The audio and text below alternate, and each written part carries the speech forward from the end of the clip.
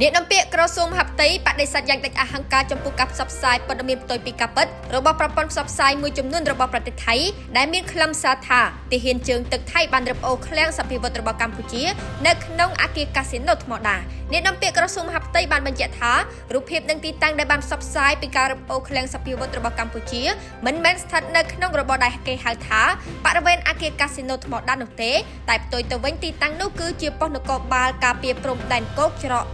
56ចំណុះវីរៈសេនាតូចនគរបាលការពារព្រំដែនគោកលេខ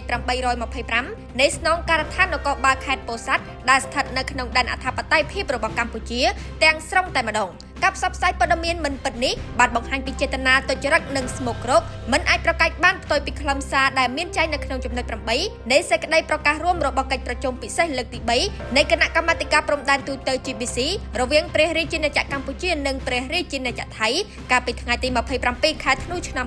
2025ដែលបានឯកភាពគ្នាថាភាគីទាំងពីរឯកភាពគ្នាជៀសវាងការចែកចាយព័ត៌មានមិនពិតឬព័ត៌មានคล้ายៗដើម្បីកាត់បន្ថយភាពតានតឹងកាត់បន្ថយសាធារណមតិអវិជ្ជមានលើការលើកកម្ពស់បរិយាកាសអំណោយផលសម្រាប់កិច្ចសន្ទនាដោយសន្តិវិធីលើពីនេះការរឹបអូសសព្វវុធនៅក្នុងប៉ុស្តិ៍នគរបាលស្ថិតនៅក្នុងដែនអធិបតេយ្យភាពរបស់កម្ពុជាគឺជាសកម្មភាពឆក់ប្លន់ដែលបង្ហាញកាន់តែច្បាស់នៅការប្រើប្រាស់ច្បាប់ព្រៃរបស់រដ្ឋាភិបាលនិងយោធាថៃមកឈ្លានពានទឹកដីកម្ពុជាហើយភាគីថៃខ្លួនឯងត្រូវតែទទួលខុសត្រូវចំពោះមុខច្បាប់អន្តរជាតិដែលមិនអាចកិច្ចវេះយករួចខ្លួនបានឡើយជាថ្មីម្ដងទៀតអ្នកនាំពាក្យក្រសួងមហាផ្ទៃទាត់ចោលទាំងស្រុងការផ្សព្វផ្សាយព័ត៌មានតាមប្រព័ន្ធផ្សព្វផ្សាយមួយចំនួនរបស់ប្រទេសថៃ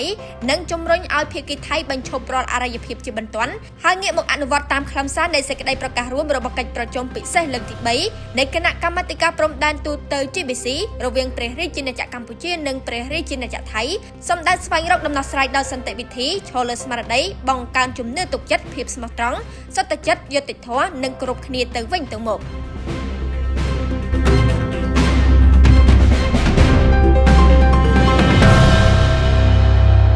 សារព័ត៌មានការពិតញូព័ត៌មានពិតក្នុងដៃអ្នក